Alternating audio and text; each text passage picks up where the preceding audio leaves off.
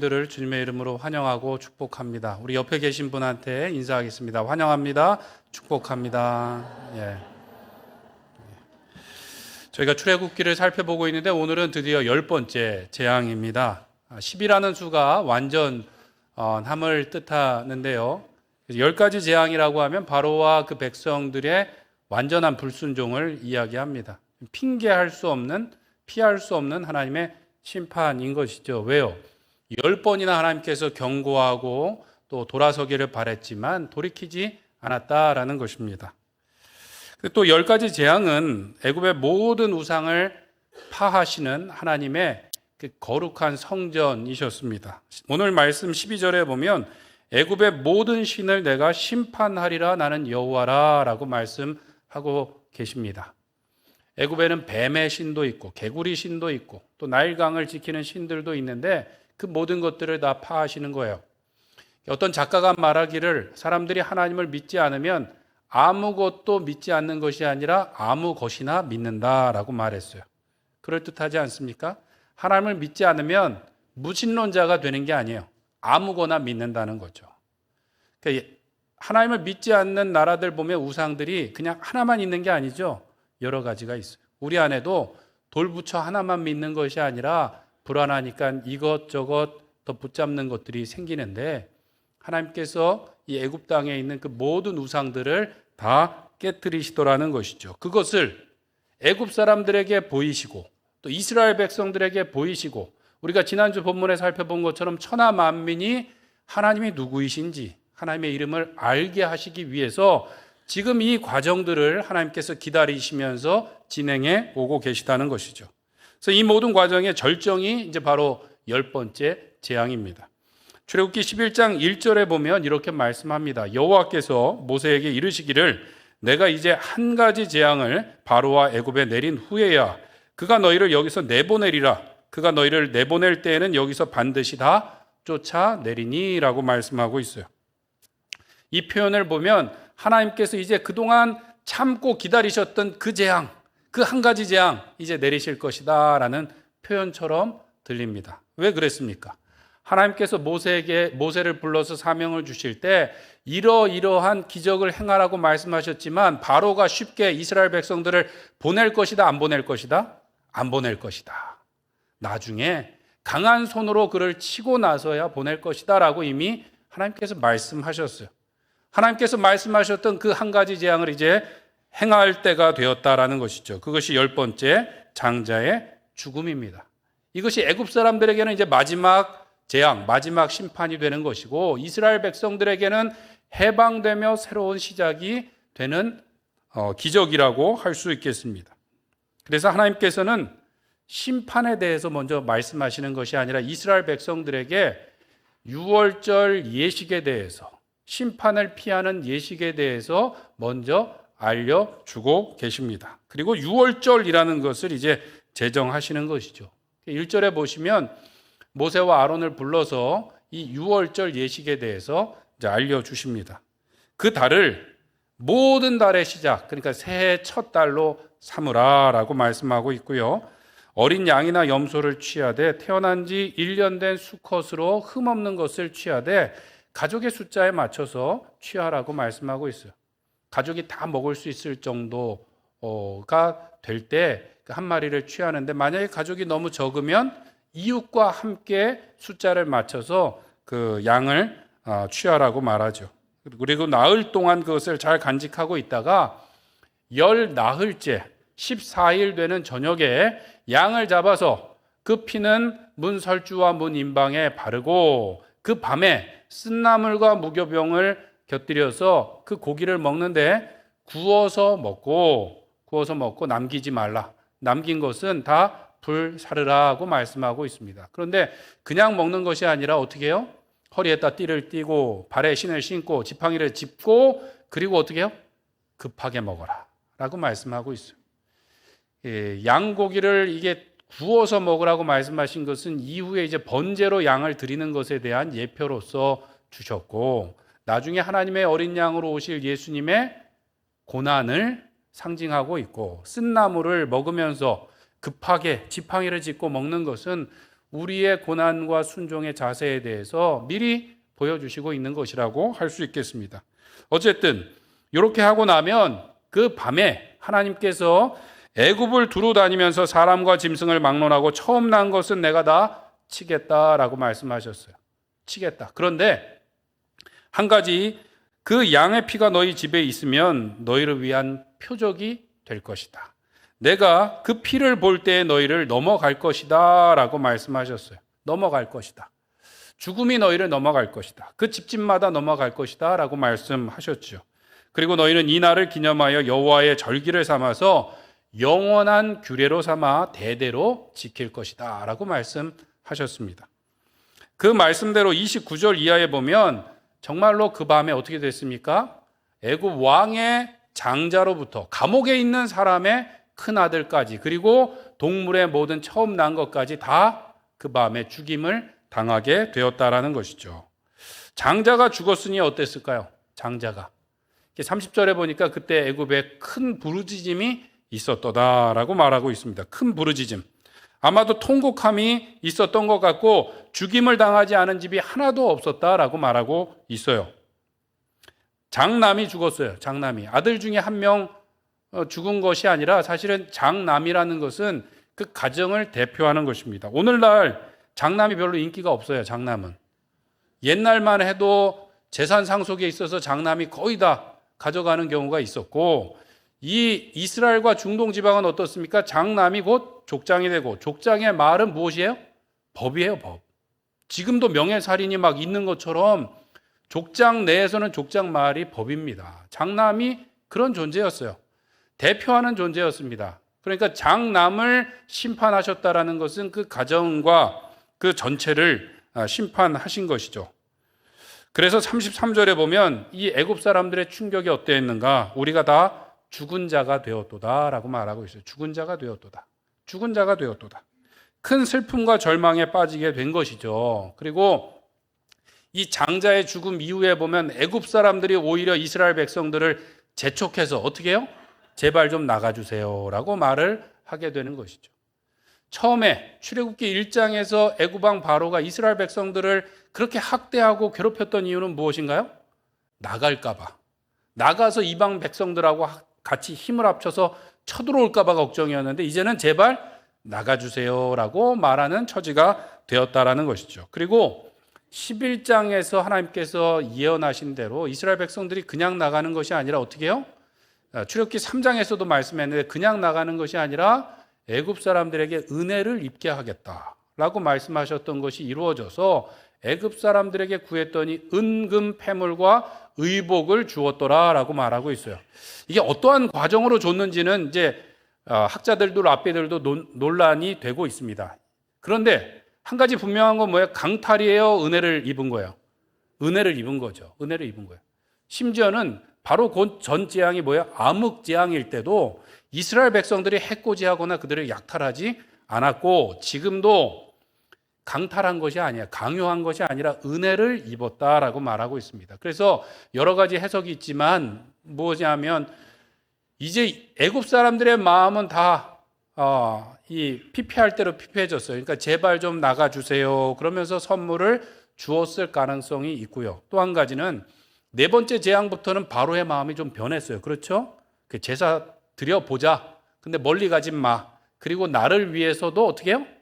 강구 좀 해줘 라고 말을 하죠. 나를 위해 강구해줘. 그러니까 아마도 애굽 사람들 마음속에 하나님이 누구이신지 바로 알게 되고 이스라엘 백성들에게 우리를 위해서도 좀 복을 빌어줘 그러고 선물을 주었을 가능성이 있는 것으로 저는 생각이 되어집니다. 그래서 실제로 나중에 이 귀한 의복들과 은금 패물들이 뭐에 쓰입니까? 성막을 짓는 재료로 쓰이게 되는 것이죠. 어쨌든 이렇게 400년을 고생하다가 이제 드디어 그 땅을 탈출하면서 조금 은혜를 입어서 여비 정도 받아서 지금 탈출하고 있어요. 애굽 사람들은 어때요? 하나님께서 10번이나 기회를 주시고 보내라. 그런데 마음을 완악하게 하고 불순종하고 있다가 결국은 마지막 심판까지 당하게 된 것이죠. 그럼에도 불구하고 하나님을 믿지 않는 사람들이 볼 때는 하나님이 너무하다 그렇게 볼 때가 있어요. 너무하다. 그리고 성경을 읽다가도 보면 이거 너무하신데 라고 우리가 생각할 때가 있어요. 불공평하다. 그뿐만 아니라 오늘날에도 마찬가지죠.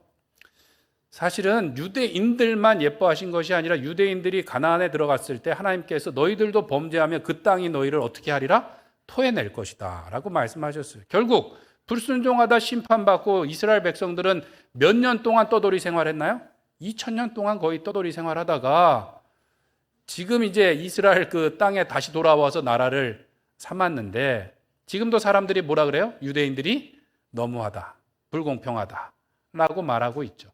유대인들이 나치에게만 학살된 인원들이 몇 명입니까? 600만 명이에요. 600만 명이 그냥 가스실에서 죽었습니다. 공식적인 통계만 그래요. 그런데도 불구하고 유대인들은 이 피해자라기보다는 뭔가 이 가해자인 것처럼 또는 이제 좀 뭔가 불공평하게 그들은 잘 먹고 잘 사는 것처럼 이렇게 오해를 받을 때가 있더라는 것이죠. 왜 그럴까요? 하나님께 아마 특별한 은혜를 계속 받아서 잘 되는데 사람들이 보기에는 그게 뭔가 불공평해 보인다라는 것이죠. 유대인들만 그런 게 아니라 가만 보면 교회와 성도들도 그런 것 같습니다. 교회와 성도들이 뭐 잘못한 일들이 많이 있습니까? 그저 사회에 어려운 사람들을 챙기고 돌보고 또 가능한 그 구제하고 또 선교하는 일에 힘을 쓰는데도 불구하고 세상 사람들이 보기에는 교회는 어때요? 이기적이고 배타적이다라고 말해요. 아니, 이슬람 사람들은 그렇게 다른 종교는 받아들이지 않고 막 폭탄 테러를 해도 이슬람은 별로 비판하지 않아요. 교회는 이기적이래. 배타적이라고 얘기하죠. 그리고 통계적으로 봐도 다른 모든 종교에서 구제한 것보다 기독교에서 구제한 것이 훨씬 더 많음에도 불구하고 교회는 자기만 부자다라고 오해하고 그런 경우가 있어요. 왜 이런 일이 있을까요? 저는 두 가지라고 생각되어집니다. 첫 번째로는 오늘 애굽의 백성들처럼 하나님께서 10번의 기회, 여러 번의 기회를 주고 주셨음에도 불구하고 하나님의 뜻을 따르지 않은 사람들이 나중에 어떻게 해요? 불공평하다고 핑계를 대면서 불평하는 경우들이 있는 거예요. 왜냐하면 지금도 그리스도인들이 뭐 약탈해갖고 뭔가를 더 얻는 것이 아니지 않습니까? 오히려 더 진실하고 성실하게 일하고 더 많이 구제하고 헌신하고 헌금하면서도 살아가는데 불공평하다는 거예요. 왜요? 사람들은 이기적인 마음이 있어요. 남이 잘 되고 내가 안 되면 그건 뭐예요? 불공평이고 내가 잘 되고 남이 잘 안 되는 건 공평한 것 같고 그렇게 느껴질 때가 있더라는 것이죠. 그리고 또 한편으로는 우리가 불공평하리만큼 큰 은혜와 복을 받았음에도 불구하고 제대로 살고 있지 못하기 때문일 수도 있습니다. 하나님의 구원의 역사를 제대로 선포하고 그것을 전하지 못하기 때문에 오늘날 우리가 그렇게 따가운 시선과 비판을 듣기도 한다라는 것이죠. 모세와 아론이 하나님의 말씀을 선포하고 순종했던 것처럼 우리가 그렇게 잘 하지 못하는 것 같아요. 십자가의 복음을 선포하고 또 십자가의 삶을 살아가야 되는데 그렇지 못하고 다른 것들을 붙잡고 다른 것들을 자랑하고 할 때가 있다라는 것이죠. 그렇지 않습니까? 우리도 살아가면서 불공평한 것 같다고 불평할 때가 한 번쯤은 있으셨나요? 없으셨나요? 한 번쯤은 있지 않겠습니까? 교회 안에서도 교회 바깥에서도 불공평하다고 불평할 때가 많았어요. 우리가 받은 은혜에 대해서는 이건 불공평하다고 얘기하지 않아요. 내가 받지 못한 것, 내가 얻지 못한 것에 대해서는 불공평하다고 이야기하더라는 것이죠. 오스카 와일드라는 유명한 작가가 쓴 이상적인 남편이라는 소설책에 보면 이런 글이 나옵니다. 인생은 결코 공평하지 않다. 아마도 이것은 우리 모두에게 다행스러운 일일 것이다 라고 말을 해요. 찾아보실 만큼 그렇게 뭐 좋은 작품은 아닙니다. 그런데 가정이 깨어지면서 내가 불공평하다고 느꼈는데 가만히 이렇게 여러 가지 일들을 따져보니까 불공평한 게 맞더라는 거예요. 어떻게 해요? 내가 불공평하리만큼 큰 배려와 사랑과 은혜를 입고 있더라는 것이죠. 그 불공평함이 우리 모두에게 어떻다고요? 이롭다, 다행스러운 일이다라고 이야기한다는 것입니다. 우리도 마찬가지입니다. 우리는 불공평합니다라고 불평할 때가 있지만 사실은 하나님께 불공평하리만큼 큰 은혜를 거저 받은 사람들이라는 것이죠. 우리가 불공평하다고 불평하기보다는 불편한 이들에게 또 진짜로 불평등을 경험하고 있는 이들에게 우리가 받은 하나님의 큰 사랑을 나눠주는, 하나님의 구원을 전해주는 자리에 서시는 우리 성도님들 되시길 축원드립니다. 그렇게 하기 위해서 우리는 어떻게 해야 되는가? 은혜로 바라보아야 되겠습니다. 오늘 본문의 단어를 빌려서 보면 그 피를 통하여 우리가 서로를 바라보아야 되겠습니다. 출애굽기 12장 13절 말씀 한번 같이 읽겠습니다. 시작. 내가 애굽 땅을 칠 때 그 피가 너희가 사는 집에 있어서 너희를 위하여 표적이 될지라 내가 피를 볼 때에 너희를 넘어가리니 재앙이 너희에게 내려 멸하지 아니하리라. 아멘. 하나님께서 이스라엘 백성들에게 이 재앙을 피할 방법을 주셨다는 것이죠. 이전에도 우박 재앙부터는 하나님께서 피할 방법을 알려주셨나요? 안 알려주셨나요? 알려주셨고 이스라엘 백성들을 구별할 뿐만 아니라 그 피할 방법을 애굽 사람에게도 알려주시고 그것을 따랐던 사람들은 죽지 않고 해를 당하지 않았어요. 여기서도 피할 방법을 알려주셨는데 그것이 무엇인가? 어린 양의 피를 문 임방과 설주에 바르면 내가 그 피를 보고 표징을 삼을 것이다. 그 피를 보고 넘어갈 것이다 라고 말씀하셨다라는 것이죠. 무엇을 보신다고요? 피를 보신다. 그 사람이 잘생겼는지 못생겼는지를 보신다고요? 아니요. 그 사람이 여자인지 남자인지 노인인지 아인지 빈부 귀천을 구별하신다고 했나요? 그렇지 않으신다 그랬어요. 히브리인인지 애굽 사람인지도 구분하지 않고 심지어는 그 사람이 착한 사람인지 나쁜 사람인지도 구별하지 않고 무엇만 보시겠다? 피만 보겠다. 그 피를 볼 때 내가 넘어서 가리라 라고 말씀하셨다라는 것이죠. 하나님께서 그 백성을 구원하셨는데 오직 어린 양의 피로만 구별하셨다는 구별한다는 것은 원래 뜻이 뭐라고요? 구속하다, 대속하다라는 의미가 있어요. 그 피를 보심으로 구원해 주셨다라는 것이죠. 다른 것은 보셨다 안 보셨다? 전혀 안 보셨다라는 것입니다. 하나님께서 이스라엘 백성들을 보실 때 그 피를 통해서만 보시고 그 피로만 구원해 주셨다라는 거예요.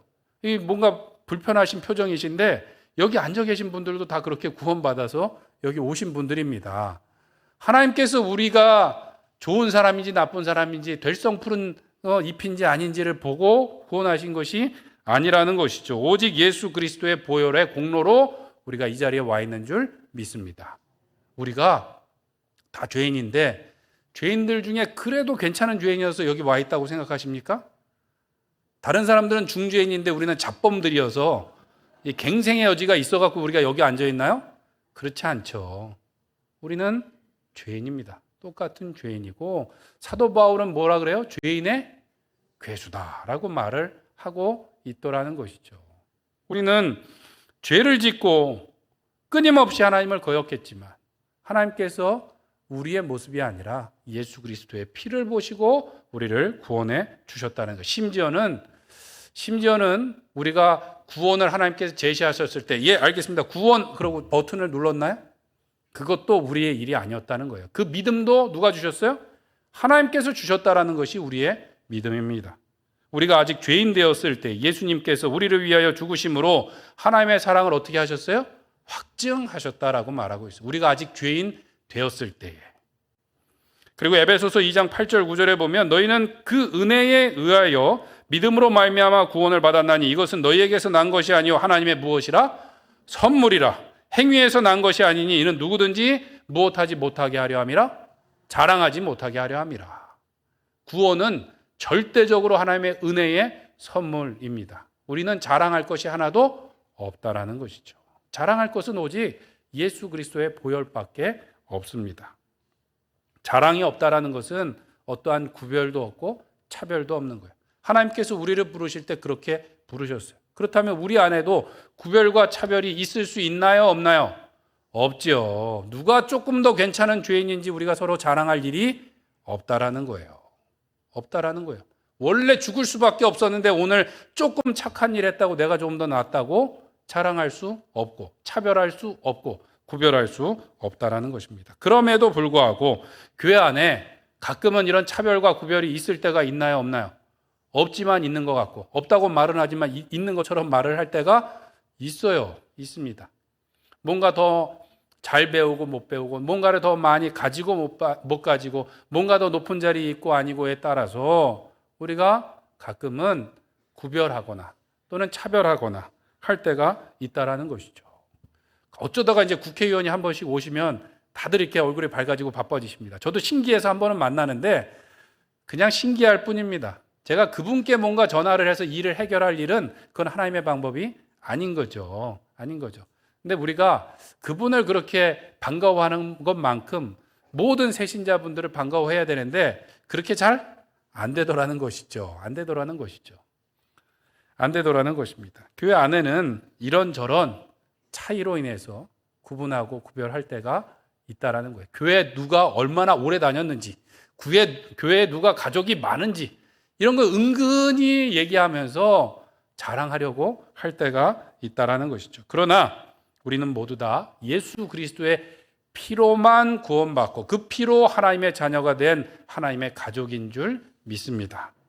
차별이 없고 구별이 없기 위해서는 우리가 날마다 그 보혈의 능력을 찬양하고 그것을 의지해야 될 줄로 믿습니다. 왜냐? 하나님께서 우리의 이 부족한 모습을 다 보지 않고 피를 보고 구원해 주셨는데 우리가 이렇게 형제 자매들을 보면 다 천사 같고 그냥 이렇게 다 너무 아름답고 그런가요? 그럴 때도 있지만 그렇지 않을 때도 있더라는 것이죠. 와, 사람이 어떻게 저럴 수 있을까? 이런 마음이 들 때가 있을 수 있다라는 거예요. 그런 마음이 한 번도 안 드셨어요? 그런 마음이 들 때가 있어요. 마음을 너무 아프게 하거나 어떻게 저렇게 할 수 있지? 라는 마음이 들 때가 있는데 우리는 다 똑같아요. 어떻게 해야 되는가? 예수 그리스도의 보혈을 통해서 보아야 되는 것이죠. 우리의 마음대로 되지 않고 우리가 얼마나 부족하고 부끄러운 사람인지를 날마다 고백하고 나는 무엇으로 구원받았어요? 예수님의 보혈로 구원받았습니다를 내놓을 때 그것이 서로가 그 보혈을 통해서 보여집니다. 이렇게 다 앉아있는 자리에서는 잘 안 돼요. 오히려 구역 예배를 드리고 말씀 한 구절을 읽고 보니까 내가 이 말씀도 지키지 못하는 부끄러운 사람입니다. 부족한 사람입니다. 내놓으면 나도 사실은 그렇습니다 라고 이야기하고 내가 구원받았던 그때뿐만 아니라 오늘도 예수님의 보혈이 나는 그 능력이 필요합니다 라고 고백할 때 그 사람이 가려지고 무엇이 보이는 거예요? 예수님의 십자가의 은혜와 능력과 그 공로가 보이게 되는 줄 믿습니다.